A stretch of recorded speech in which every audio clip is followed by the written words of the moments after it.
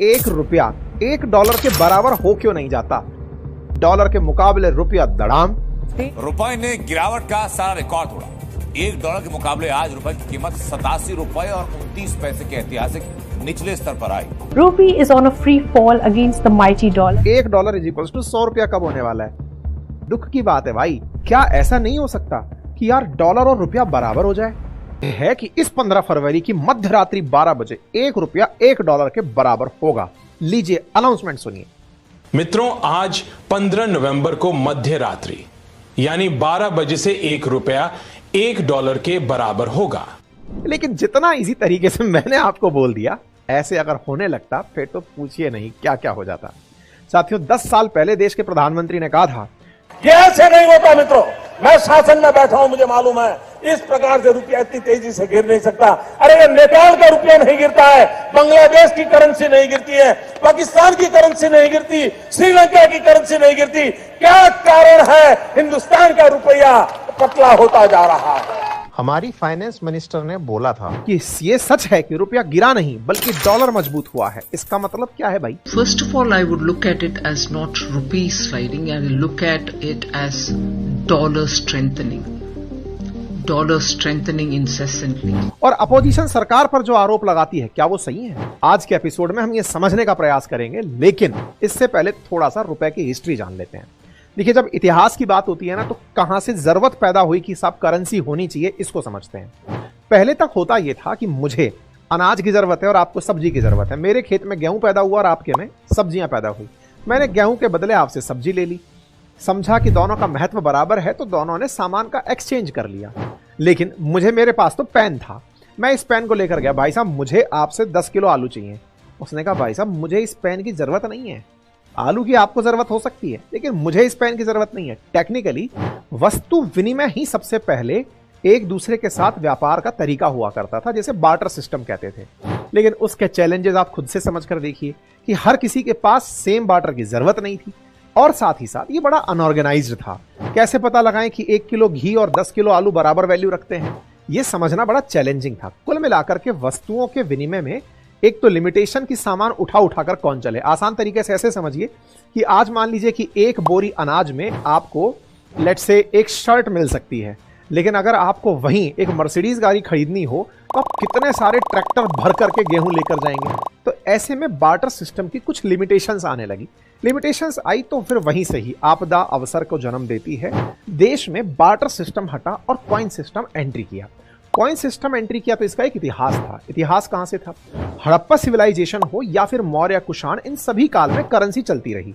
Indian currency कभी India में ही नहीं थी, इसके अलावा भी बहुत सी जगह एक्सेप्ट की जाने लगी। बड़े शब्दों में कहें तो जो ये रुपया शब्द आज अपन यूज करते हैं ना, ये रुपया बहुत सी जगह पर चला क्योंकि ये संस्कृत शब्द रुपये से लिया गया था। और साथ ही साथ शेरशाह सूरी का जो काल था वो आधिकारिक काल माना जाने लगा जब से इसकी एक्सेप्टेंस बढ़ी। शेरशाह सूरी ने जो सिस्टम चलाया उसी को अकबर ने मान लिया और उसने उस मॉनेटरी पॉलिसी को एज इट इज जारी रखा। चूंकि काबुल से लेकर चटगांव, कश्मीर से लेकर दक्कन तक मुगल डायनेस्टी का विस्तार था, तो उन्होंने अपनी इस पूरी डायनेस्टी के लिए टकसाल बनवाए कि भाई हमारा सिक्का चलेगा। तो सिक्के गढ़वाने शुरू किए और जहां तक उनका विस्तार था कार्य क्षेत्र का, वहां तक उनके सिक्के चलने लगे। अब चूंकि कई ट्रेडर्स मुगल डायनेस्टी के ऊपर भरोसा करते थे, तो मुगल टकसाल से निकले हुए सिक्के धीरे धीरे यहां से आगे भी जाने लगे। टकसाल से बने सिक्के सोने के, चांदी के, इन सिक्कों को और जगह एक्सेप्ट किया जाने लगा कि भाई ये एक जगह से बनकर आया है, तो ये व्यापार के अंदर उपयोग में लिया जा सकता है। संयोग है कि अकबर के शासनकाल में चला हुआ पहली बार इंडियन करेंसी पर रुपया शब्द भी दिखाई दिया। इस तरह भारत में ट्रेड करने के लिए ब्रिटिशर्स, डच, डेनिश और फ्रांसीसी ईस्ट इंडिया कंपनी को अपनी चांदी को एक करेंसी में बदलना पड़ा, जिसे हर जगह एक्सेप्ट किया जा सके। 17वीं सेंचुरी के अंत और 18वीं सेंचुरी की शुरुआत में कंपनियों ने मुगल रुपए को एक ट्रेडिंग कॉइन बना दिया। इसे श्रीलंका और इंडोनेशिया जैसे उनके नियंत्रण वाले क्षेत्रों में निर्यात किया जाने लगा। स्थानीय प्रचलन में इसका इस्तेमाल होने लगा। यही कारण है कि जब इन देशों ने अपने सिक्के बनाने शुरू किए तो भी उस पर फारसी शिलालेखों के साथ मुगल स्पेशलिटी को भी बरकरार रखा। 19वीं शताब्दी में यूरोपियन पावर ने अपने स्वयं के एजेंडे को आगे बढ़ाने के लिए उपनिवेशों में मुद्राएं शुरू की। चूंकि रुपया पूर्वी अफ्रीकी तट पर पहले से ही एक परिचित व्यापारिक मुद्रा था, इसलिए जर्मन और ब्रिटिश पूर्वी अफ्रीका इतालवी सोमालीलैंड और पुर्तगाल के मोजाम्बिक की नव स्थापित कॉलोनियों ने अपने स्वयं के रुपये जारी करने शुरू कर दिए। ब्रिटिशर्स ने गल्फ कंट्रीज जैसे कि कुवैत, बहरीन, कतर, इस ट्रूशियल स्टेट जिसको मॉडर्न यूएई कहते हैं, और ओमान सल्तनत के अरब शेखों को भी लीगल टेंडर बनाने का एग्रीमेंट दे दिया। आरबीआई ने बकायदा गल्फ कंट्रीज के लिए नोटों की एक स्पेशल सीरीज लागू कर दी। अब सोचने वाली बात है कि रुपया as a global currency accept होने लगा था, लेकिन फिर क्या हुआ? कैसे अचानक इंडियन रुपी इन सब देशों ने छोड़ दिया और ये डॉलर अचानक ट्रेडमार्क कैसे बन गया भाई? तो आइए अब इस विषय को समझते हैं। देखिए, आजादी से पहले भारत पर ब्रिटिशर्स का शासन था, यानी कि हम ब्रिटिश उपनिवेश थे। ऐसे में ब्रिटिशर्स की जो वैल्यू थी वो भारत के साथ जुड़ चुकी थी, अर्थात ब्रिटिशर्स की इकोनॉमिक कंडीशन अच्छी तो रुपया अच्छा। ऐसे में ही वर्ल्ड करेंसी की तरह जो ब्रिटिश पाउंड था उसको फिक्स परसेंट के रूप में यूएसडी में चेंज किया जा सकता था। ब्रिटिशर्स उस समय पाउंड चलाते थे, जबकि अमेरिकी जो डॉलर था वो रुपए से जोड़ा हुआ था कि भाई $1 इतने गोल्ड के बराबर, यानी कि आप डॉलर लेकर गए और उसके बदले में गोल्ड लेकर आ गए। 1930 के दशक में जब महामंदी आई तो वर्ल्ड इकोनॉमी पूरी तरह तहस नहस हो गई। भारत की अर्थव्यवस्था को भी उसका असर झेलना पड़ा। उपनिवेश होने के कारण इसे दोहरी मार झेलनी पड़ी। किसकी? एक तो सेकेंड वर्ल्ड वॉर और फिर वर्ल्ड इकोनॉमी को बड़ा झटका। भाई 1944 में एक वर्ल्ड समिट हुई जिसका नाम रखा गया ब्रेटन वुड सम्मेलन। उस समय यूएस इकोनॉमी दुनिया की सबसे बड़ी इकोनॉमी बन चुकी थी, तो यूएस ने खुद को सुपर पावर के रूप में एस्टेब्लिश कर लिया। वहीं यूएस की करेंसी जो गोल्ड के अगेंस्ट पैक्ड कर दी गई थी कि भाई इतने डॉलर में इतना गोल्ड मिलेगा, उसने अपनी करेंसी को पूरी तरह कह दिया कि चाहे डॉलर लो या गोल्ड लो, बात एक ही है। ब्रिटिश पाउंड भी अब डॉलर से पैग हो गया कि साहब ब्रिटिश पाउंड से आप डॉलर परचेज कर सकते हो। तो देखो, हम ब्रिटिश पाउंड से, ब्रिटिश पाउंड डॉलर से, डॉलर गोल्ड से, तो ऑटोमेटिकली गोल्ड के बाद जो सबसे प्रीशियस एलिमेंट बचा वो डॉलर था। इस तरह से भारत की करेंसी ब्रिटिश पाउंड से होते हुए डॉलर से कनेक्ट हो गई। हालत यह हो गई कि एक पाउंड बराबर था 13.37 रुपए के 1947 में, जबकि $1 4.16 रुपए के बराबर था। मतलब एक तरीके से पाउंड ज्यादा महंगा था डॉलर के मुकाबले। चलो साहब कोई बात नहीं, फिर भी ये कहने लायक रेट तो है, $1 = 4 रुपए। लेकिन शुरुआत में से ये बराबर नहीं थे। तो फिर बड़ा सवाल ये बनता है कि अल्टीमेटली कोई भी देश अपनी करेंसी की वैल्यू को गिराता क्यों है? वो कौन से फैक्टर हैं जो ये डिसाइड करते हैं कि $1 कितने रुपए के बराबर होगा, या $1 कितने पाउंड के बराबर या यूरो के बराबर होगा? दुनिया में यूएन के अंदर 193 कंट्रीज हैं और उनकी अपनी करेंसीज भी हैं। ऐसे में अमेरिका की करेंसी डॉलर है, लेकिन हमारी तो अपनी करेंसी है। डॉलर के मुकाबले रुपया कितना मजबूत होगा, इसे समझने के लिए हम आपको कुछ बेसिक उदाहरण लेंगे, लेकिन यह जरूर समझा देते हैं कि अगर मुझे डॉलर को रुपए में कन्वर्ट करना है कि $1 इतने रुपए के बराबर है, तो इस दर को हम एक्सचेंज रेट कहते हैं। दुनिया में ये जो एक्सचेंज रेट है ये 3 तरह की होती है।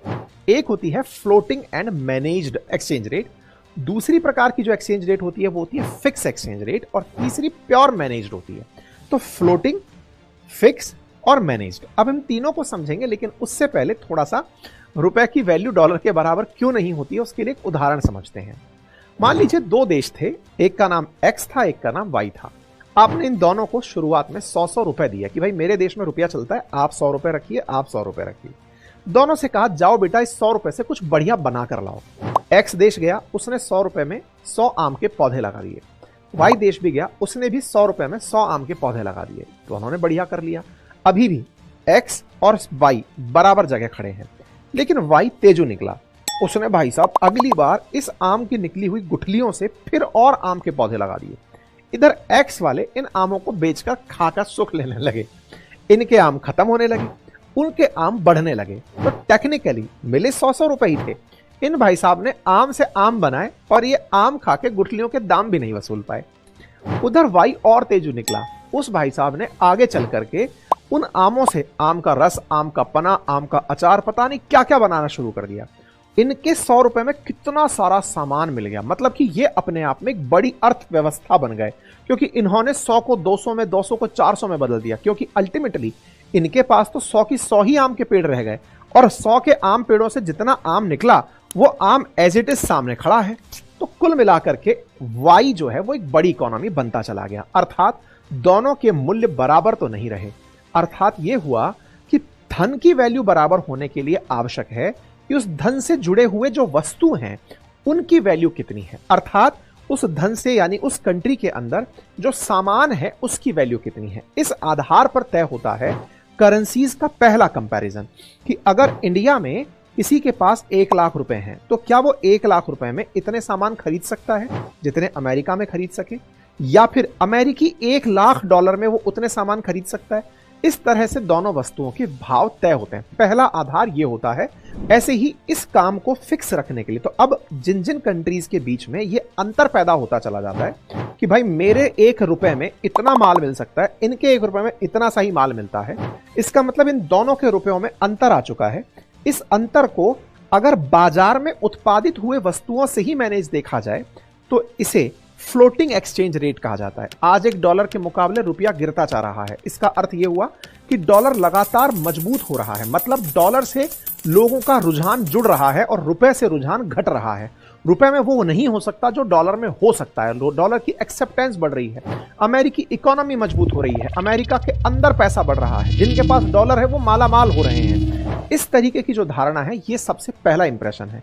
तो ये वाली जो एक्सचेंज रेट है ये फ्लोटिंग एक्सचेंज रेट कहलाती है। ठीक है साहब। दूसरी प्रकार की एक्सचेंज रेट होती है और वो होती है फिक्स एक्सचेंज रेट, जिसमें कोई कंट्री खुद से डिसाइड कर लेती है कि भाई मेरा तो 1 रुपया इतने का ही बिकेगा, या फिर मैं इतने डॉलर में 1 रुपया ही दूंगा। ये डिसाइड करने वाले लोग अपनी तरफ से तो डिसाइड कर लेते हैं। आप कहेंगे कोई ऐसा देश है क्या? बिल्कुल है। बहरीन है, हांगकांग है, इराक है, सऊदी है, ये लोग फिक्स कर चुके हैं। लेकिन वही वाली बात है, कोई देश कहे कि नहीं खरीदना हमको आपका सामान, जैसे इंडिया वाले कहने लगे कि साहब मैं तो 1 रुपए में ही $1 बेचूंगा, तो सामने वाला कहेगा ठीक है सर, फिर हम आपके यहां पर डॉलर का इन्वेस्टमेंट FDI के रूप में क्यों करें? आपके यहां आने का बड़ा कारण यह था कि हमें आपके यहां लेबर सस्ती मिल जाती थी, जमीन सस्ती मिल जाती थी, काम करना जल्दी आसान हो जाता था, इसलिए हम यहां पर आए। आपके यहां पैसा क्यों लगाएं, हम तो अपने यहां जा रहे हैं। इसका मतलब फिक्स एक्सचेंज रेट वाले इकोनॉमी तुलनात्मक रूप से FDI प्राप्त नहीं करती, दुनिया के देश वहां पर आना पसंद नहीं करते। यही कारण है कि भारत ने अपने यहां पर एक्सचेंज रेट्स को बार बार बदला है, अपनी करेंसी को खुद से डिवैल्यूएट किया है, किसी से कहे बिना ही हमने खुद से गिराया है कि भाई सुनो, डॉलर के मुकाबले रुपया कमजोर मान लो और अपने डॉलर को हमारे देश में इन्वेस्ट करने लेकर आओ। भारत ने 1949 में, 1966 में, 1991 में खुद से रुपए को गिराया है। रुपए को गिराया है मतलब कि साहब $1 में हम इतना रुपया कर लेंगे। ऐसा क्यों? ताकि जिनके पास डॉलर है उन्हें लगे कि इंडिया सस्ता है, चलो यहां पर निवेश करते हैं। और हुआ भी यही। हम क्राइसिस के टाइम में जब जब फंसे तब हमें डॉलर की जरूरत पड़ी। अब बड़ा सवाल, हमें डॉलर की जरूरत पड़ती क्यों है? क्योंकि दुनिया में डॉलर चलता है। आप रुपए से पेमेंट क्यों नहीं कर लेते? क्योंकि आपके रुपए से दूसरे देश को कुछ और मिल नहीं रहा ना। ये वही वाली बात हो गई जो बार्टर सिस्टम के समय मैंने की थी। उदाहरण के लिए, आज आपने सऊदी से तेल खरीदा और उसको रुपए पकड़ा दिए कि सर ये लो, हमको तेल चाहिए था, आप रुपए ले लो। अब सऊदी ने कहा सर मैं इस रुपए का करूं क्या? आपने कहा कि आप अमेरिका से आईफोन मंगवा लो। अमेरिका ने कहा मैं मानता ही नहीं हूं इसको रुपया, मैं इसको करेंसी मानता ही नहीं हूं। आपने कहा कि हम नाराज हो जाएंगे। बोले हो जाओ, आपको भी मेरी जरूरत है, इसको भी मेरी जरूरत है, तो मैं ज्यादा बड़े सेपर हूं ना, क्योंकि मैं बड़ी अर्थव्यवस्था हूं। भैया इतना कितनी बड़ी अर्थव्यवस्था है भाई, वो $29 ट्रिलियन पर बैठा है, हम $3.5 ट्रिलियन पर बैठे हैं। वो डेवलप्ड इकोनॉमी है, 30-35 करोड़ पॉपुलेशन लेके बैठा है, हम 145 करोड़ की पॉपुलेशन लेकर बैठे हैं। हमारे यहां पर इतनी ज्यादा विषमताएं हैं, वो सब कुछ डेवलपमेंट की तरफ ले जा चुका है। इसका मतलब हम मुकाबले में कहीं नहीं खड़े। जब नहीं खड़े तो उसकी मर्जी चल रही है, भले मैं तो डॉलर ही लूंगा। तो फिर सऊदी आपसे बोला सर, वो सामने वाले ने कहा है कि वो डॉलर ही लेगा, वो रुपया ले नहीं रहा है। तो आपने कहा कि हम क्या करें? सर हमें डॉलर दे दीजिए। आपने कहा भाई मेरे पास डॉलर तो नहीं है। तो सर डॉलर कमाइए। तो अब आप डॉलर कमाएंगे कैसे? डॉलर कमाने के लिए आप गए अमेरिका के पास कि सर सुनो ना, आप हमारी वस्तुओं को खरीदो और हमें डॉलर में पेमेंट करो। तो अमेरिका ने कहा वाह साहब वाह, हम आपके यहां से सामान क्यों खरीदें? ये बताओ आपके यहां ऐसा क्या पैदा हो रहा है जो हम आपसे खरीदें? आपने कहा सर हम देखो सस्ती लेबर देते हैं, हमारे यहां पर सस्ता सर्विस है, आप हमसे सर्विस खरीदो। तो अमेरिका ने कहा नहीं नहीं साहब, आप तो बड़े लोग हैं, आपको तो $1 $1 के बराबर चाहिए, तो मैं आपके लोगों से सर्विस क्यों कराऊं? किसी और देश से ना करा लूं? वहां पर तो लोग सस्ता काम करने के लिए मरे जा रहे हैं, तो मैं आपसे ही क्यों कराऊं? आपने कहा हाँ यार ये बात तो लॉजिकल है। फिर अमेरिका को समझाया गया, सर सुनिए ना, एक काम और कर सकते हैं, हम आपको सस्ते में काम करके दे देंगे। कितने में काम करके दे दोगे? सर $1 का काम, आप $1 दो हमें, हम आपको $1 में 50 रुपए के बराबर काम करके दे देंगे। वेरी गुड सर, आप हमें $1 दो, हम आपको 87 रुपए के बराबर काम करके दे देंगे। मतलब समझ गए, हमें डॉलर की जरूरत है इसलिए हम उनको सस्ता काम देना चाहते हैं। सस्ता काम देंगे तो ही डॉलर हमारे पास आएगा। और डॉलर हमें क्यों चाहिए? क्योंकि हमें वर्ल्ड को पेमेंट डॉलर में करने हैं। दुनिया भर से माल खरीद लिया, उस माल के पेमेंट्स करने हैं, अदरवाइज क्या हो जाएगा? अरे भाई बैलेंस ऑफ पेमेंट क्राइसिस हो जाएगा। 1991 में जैसा हुआ, आपको गोल्ड गिरवी रखना पड़ा, ऐसे गोल्ड गिरवी रखना पड़ जाएगा, देश की अर्थव्यवस्था खड़ी नहीं रह पाएगी। आज श्रीलंका के या पाकिस्तान के जब हालात देखते हैं तो श्रीलंका के साथ हुआ क्या था? उसके पास फॉरेक्स ही तो खत्म हो गया था, तो तेल के टैंकर खड़े रह गए। तेल वाले कह रहे हैं डॉलर दो तो तेल खाली करें, नहीं तो नहीं होगा। तो श्रीलंका बर्बाद हो गया। पाकिस्तान के पास सबसे बड़ी दिक्कत चल क्या रही है? $16 बिलियन आउटर स्टॉक है, जिसमें से $9 बिलियन सऊदी वालों ने धर रखा है। ये दिखाने के लिए धर रखा है, यूज मत कर लेना क्योंकि पेमेंट नहीं देंगे तुमको हम। तो कुल मिलाकर के दुनिया में डॉलर का जो वर्चस्व हुआ वो आपके बैलेंस ऑफ पेमेंट को सेटल करने के लिए हुआ। आपको दुनिया को पेमेंट करना है, वो दुनिया 80% ट्रेड में डॉलर ही एक्सेप्ट कर रही है, इसलिए आपको अपनी करेंसी को डिवैल्यूएट करना पड़ा कि भाई साहब डॉलर देते रहो। फिर डॉलर हमारे यहां आता कैसा है? एक तो वो सर्विस का पेमेंट करते हैं, दूसरा हमसे यहां सस्ते सामान मंगाते हैं। यही कारण है कि आप देखते हैं कि भारत $118 बिलियन के आसपास यूएस के साथ ट्रेड करता है और उसमें ट्रेड सरप्लस में रहता है। ज्यादा माल बेचते हैं हम उनको और डॉलर लेते हैं। डॉलर जब हमारे पास आता है तो दुनिया के सामने हम खड़े हो पाते हैं। और हम क्या कर सकते हैं? हम अमेरिका से कहते हैं कि भाई आओ और हमारे यहां पे हमारी कंपनियों में निवेश करो, जिसे आप फॉरेन डायरेक्ट इन्वेस्टमेंट कहते हैं। सर एफडीआई करो, एफडीआई करके हमें पैसा देकर के जाओ, डॉलर्स देकर के जाओ। तो अमेरिका से हमें एफडीआई भी मिलता है। तो सर दुनिया का कोई और देश नहीं आता क्या हमारे यहां पे? आता है, लेकिन 80% दुनिया जब व्यापार ही डॉलर में कर रही है तो वो भी आते हैं तो डॉलर लेकर आते हैं। तो एक तरीके से विदेशियों का आना या विदेशी व्यापार का आना डॉलर लाता है और उनको आकर्षित करे रखने के लिए हम रुपए को कमजोर करके चलते हैं। ठीक है साहब, तो उम्मीद है कि रुपए का जो कमजोर होना है कि शुरुआत 1947 में जहां 3.30 के रुपए के बराबर थी, वो हमेशा की तरह डाइल्यूट होते होते होते होते होते 87 रुपए तक कैसे पहुंची, वो उम्मीद है कि आप लोगों को यहां से मेरी बातों से क्लियर हो गया हो। ठीक है, तो डॉलर को और कौन सी चीज इंपैक्ट करती है? देखिए, उनका मार्केट स्टेबल है, ये तो सबको पता है। कई बार यूएस की इकोनॉमी खुद से ये तय करती है, जैसे उनके यहाँ की जो फेडरल रिजर्व की पॉलिसीज हैं वो वहां की, जैसे भारत में आरबीआई है ऐसे उनके यहाँ पे फेड रिजर्व है, वो तय करता है कि हमें डॉलर को लेकर क्या करना है। मार्केट में अमेरिका खुद डिसाइड करता है कि हमारे डॉलर को पहुंच कैसे बनानी है। अब आप पूछेंगे वो कैसे करते हैं? ब्याज दरें बढ़ा देते हैं। बैंक की ब्याज दरें बढ़ा दी तो सो अमेरिका के लोग हैं वो ही खुद बैंकों में पैसा जमा कराने पहुंच जाते हैं, तो आपके पास डॉलर नहीं आता। तो उनकी बैंक जैसे ही फेड रिजर्व बैंक घटाता है, रिजर्व ब्याज घटाता है, तो अमेरिकी लोन ले लेकर के उस इन्वेस्टमेंट को विकासशील देशों में लगाने भागते हैं। तो उन बहुत सी चीजों के ऊपर डॉलर का प्राइसेस डिपेंड करने लगता है। ठीक है, अब आपके दिमाग में एक प्रश्न आता है कि सर अगर डॉलर ना ले हम और हम केवल रुपए पर खेलना शुरू करें तो क्या होगा? तो भाई साहब आपको इन सब का सामना करना पड़ेगा, गरीबी का, अनएम्प्लॉयमेंट का, इन्फ्लेशन का। क्यों? क्योंकि जितनी भी बड़ी बड़ी कंपनियां हैं वो अपना सब कुछ उठाकर निकल जाएंगी। हैदराबाद, बेंगलोर, गुड़गांव, जहां पे बड़ी सारी एमएनसीज बैठी हुई हैं सस्ते लेबर के चलते, ये सब निकल करके यहां से बाहर चली जाएंगी। एफडीआई बंद हो जाएगा, बेरोजगारी बढ़ेगी और इंडियन इकोनॉमी पूरी तरह से कोलैप्स कर जाएगी।